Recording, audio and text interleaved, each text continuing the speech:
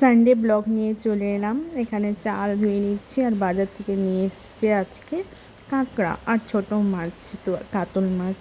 তো তোমরা কে কে এই মাছটা চিনো একটু কমেন্ট করে জানিও। তো এই মাছটা সব কেটে দেয় আমার শাশুড়ি, আর আমি এখানেই নিয়ে এসেছি চিরুনি, যেহেতু আজকে রবিবার, তো সব ধোয়া কাচা হবেই, তো সঙ্গে চিরুনিগুলো ধুয়ে দিচ্ছি।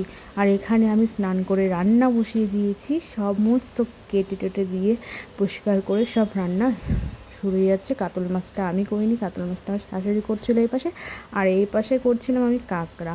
তো এখানে আমি স্নান করেছি, যেহেতু সিঁদুর পরিনি, তো ওর জন্য তাড়াতাড়ি করে একটু গুছিয়ে সিঁদুরটা পরে নিচ্ছি। তো দেখো, এখানে আমার সিঁদুর পরা হয়ে গেছে, আর আমি এখন যাব ঠাকুর ঘর দেখতে, যেহেতু আমাদের নতুন সিংহাসন এনেছে, তো ওর জন্য এখন পূজা দিয়েছে, তো ভালো করে সুন্দর করে সাজিয়ে তো ঠাকুর ঘরটা দেখতে চলে গেলাম। আর এত বৃষ্টি হচ্ছিল বাইরে যে কী বলবো, কিছু বলার নেই। আজকে সারাদিনই কম বেশি বৃষ্টি আছে, সকাল থেকে রোদ্দু ছিল, কিন্তু এখন পুরো বৃষ্টি হচ্ছে।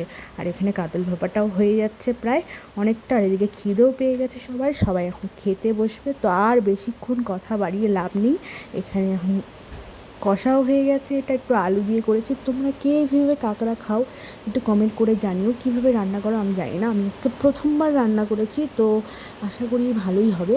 তো তোমরা কীভাবে রান্না করো কাঁকড়া, কাঁকড়া কে কে খাও, কে কে পছন্দ করো কমেন্ট করে জানিও। আমি তো খেয়েছি, আমার খুব খেতে ইচ্ছা করছিল।